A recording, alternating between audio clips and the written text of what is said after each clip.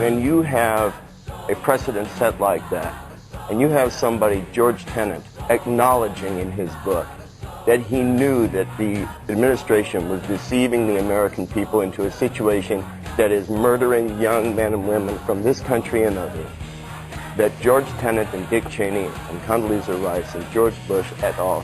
Should be in fucking jail.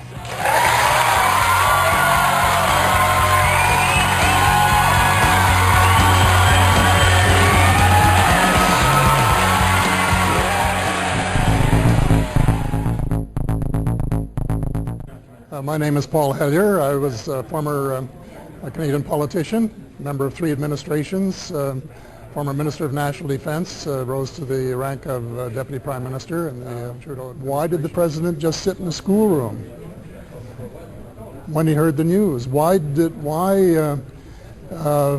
he not acknowledge that he already knew what was going on?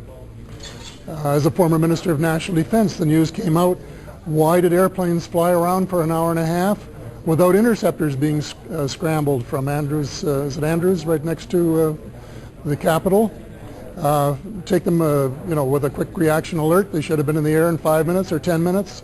If not, as a Minister of National Defense, which in the United States, the Secretary of Defense, I would want to say, why not?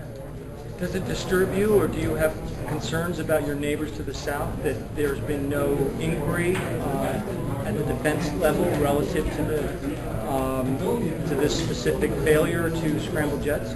I think the inquiry has been very shallow and superficial, and I would like to see a much tougher, more in-depth inquiry. The menace of terror must be confronted. In the years that followed, terror struck Bali in Indonesia, Madrid in Spain, and London in Great Britain, and security forces in many countries, including Canada, to kill, maim, and terrify as many people as possible. Not in the name of any idealistic cause, but because of an ideology of hatred. Lives that were cut short, deliberately so. And that is why the countries of the United Nations, with unprecedented unity and determination, to kill, maim, and terrify as many people as possible. Not in the name of any idealistic cause, but because of an ideology of hatred.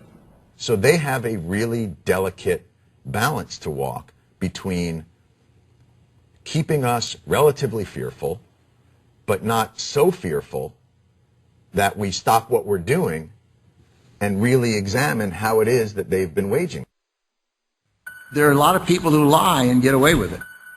And that we will in fact find weapons or evidence of weapons programs that are conclusive. I don't think we'll discover anything myself. It appears that there were not weapons of mass destruction there. You said you knew where they were. I did not. We know where they are. They're in the area around Tikrit and Baghdad and east, west, south, and north. Well, first of all, I haven't lied. There are a lot of people who lie and get away with it.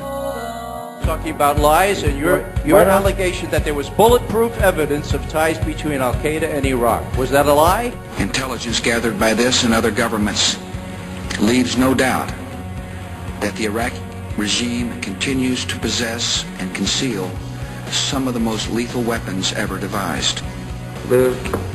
Our people are going to find out the truth, and the truth will say that this intelligence is good intelligence, no doubt in my mind. I don't know anybody that I can think of who has contended that the Iraqis had nuclear weapons. And we believe he has in fact reconstituted nuclear weapons. Saddam Hussein is determined to get his hands on a nuclear bomb. We cannot wait for the final proof. He's got him. He's got him. The smoking gun. He's got him. That could come in the form of a mushroom cloud. Colin Powell didn't lie. My colleagues, every statement I make today is backed up by sources, solid sources.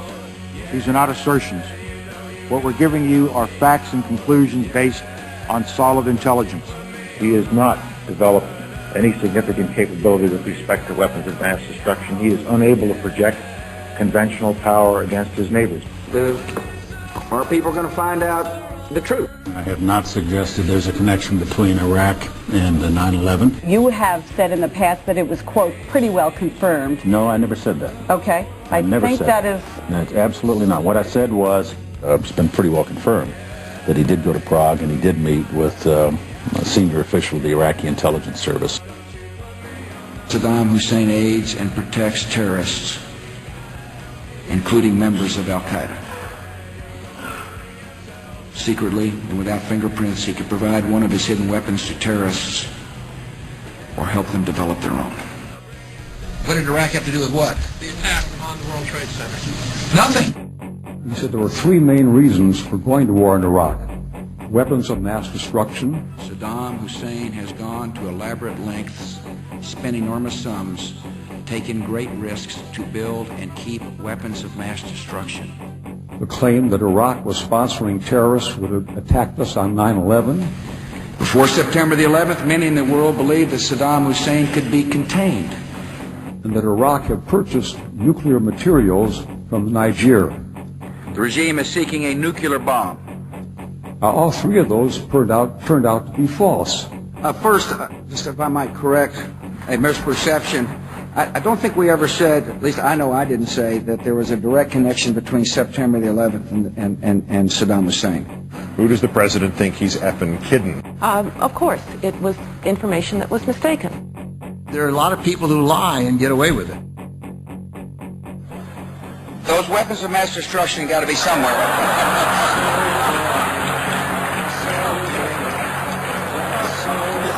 Nope, no weapons over there.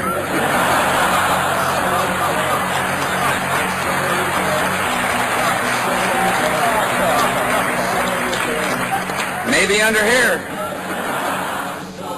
When you have a precedent set like that, and you have somebody, George Tenet, acknowledging in his book that he knew that the administration was deceiving the American people into a situation that is murdering young men and women from this country and others, that George Tenet and Dick Cheney and Condoleezza Rice and George Bush et al. Should be in fucking jail.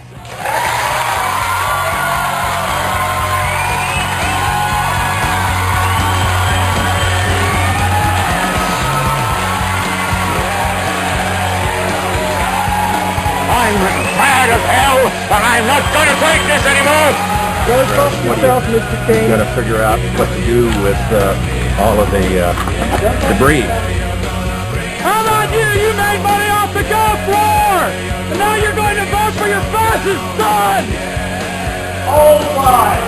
War lies! Still lies! Stop the lies! Stop the war!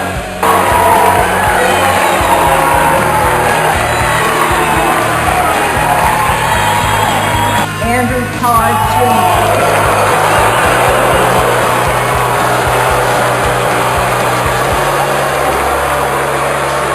It is important to step. We're doing life between you, do not you son of a bitch!